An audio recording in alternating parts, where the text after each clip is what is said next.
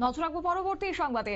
ফের একবার তেলিয়ামুড়া মহকুমা হাসপাতালে চিকিৎসারত অবস্থায় একটি শিশুর মৃত্যু হয়েছে। 14 মাসের সেই শিশুর মৃত্যু হয়েছে, যাকে ঘিরে একটা উত্তেজনা। অবশ্য এখানে অভিযোগ উঠে আসছে যে চিকিৎসক নিষ্কর্মা এবং অযোগ্য মেডিসিন বিশেষজ্ঞ উত্তম কুমার বর্মনের তত্ত্বাবধানেই দীর্ঘ 1 ঘন্টা শিশুটি মৃত্যুর সঙ্গে পাঞ্জা লড়লেও কোনো ধরনের চিকিৎসা ব্যবস্থা করেনি। আর এই মেডিসিন বিশেষজ্ঞ চিকিৎসক, এমনকি তেলিয়ামুড়া মহকুমা হাসপাতালে 2 জন শিশু বিশেষজ্ঞ চিকিৎসক থাকা সত্ত্বেও ওই অহংকারী মেডিসিন বিশেষজ্ঞ চিকিৎসক কারোর সাথে যোগাযোগ করার ব্যবস্থাটুকু করেননি, যার ফলে 1 ঘন্টা তেলিয়ামুড়া মহকুমা হাসপাতালে চিকিৎসারত অবস্থায় শিশুটি মৃত্যুর কোলে ঢলে পড়ে। অভিযোগ রয়েছে পরিবারের পক্ষ থেকে। তবে সেই সঙ্গে এটিও জানা গেছে যে সন্ধ্যা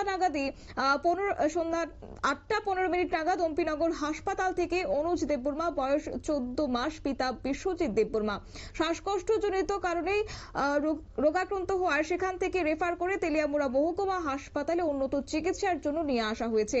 তখন তেলিয়ামুড়া মহকুমা হাসপাতালে কর্তব্যরত চিকিৎসক, যিনি তেলিয়ামুড়া মহকুমা হাসপাতালে দীর্ঘদিন ধরে বিতর্কিত চিকিৎসক, তার তত্ত্বাবধানে 1 ঘন্টা চিকিৎসা চলে ওই শিশুটির। যখন অবস্থা বেগতিক হয় তখনই তিনি শিশুটিকে তেলিয়ামুড়া মহকুমা হাসপাতাল থেকে আরো উন্নত চিকিৎসার জন্য আগরতলার জিবি হাসপাতালে রেফার করার চেষ্টা করেন।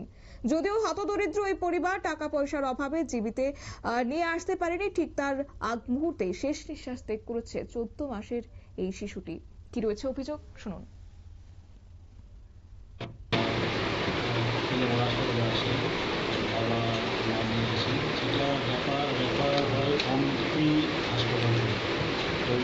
যখন বাচ্চাটা আসে 8টা 15 নাগাদ আসে, বাচ্চাটা খুবই খারাপ ছিল, ডিস্ট্রেসে ছিল। আমরা আসার পরে ওনার তার চিকিৎসা শুরু করি। ওখান থেকে কিন্তু প্রাথমিকভাবে মেশিন যা লাগে, যা দরকারি সেটা দেয়। দেওয়ার পরে বাচ্চাটা যখন আমাদের এখানে আসে, আমি দেখলাম বাচ্চাটার অবস্থা খুবই খারাপ, সংকটজনক অবস্থায় ছিল।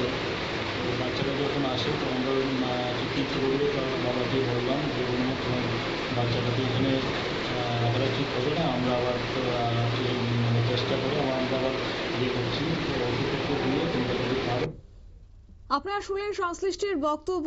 অবশ্য এই বিষয়কে কেন্দ্র করে আরো একটি অভিযোগ উঠছে যে চতুর চিকিৎসক উত্তম কুমার বর্মন সাংবাদিকরা হাসপাতালে পৌঁছানোর আগেই 10 মিনিটের মধ্যে শিশুটিকে তেলিয়ামুড়া হাসপাতাল থেকে বাড়ি পাঠিয়ে দেওয়ার সমস্ত রকমের ব্যবস্থাপনা করেছেন, এমনটাই হাসপাতাল চত্বরে গুঞ্জন।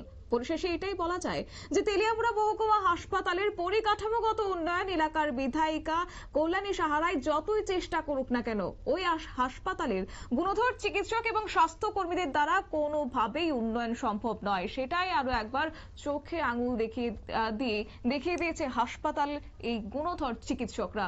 নিয়ে নিচ্ছে ছোট্ট একটি বিজ্ঞাপন বিরতি, সঙ্গে থাকুন।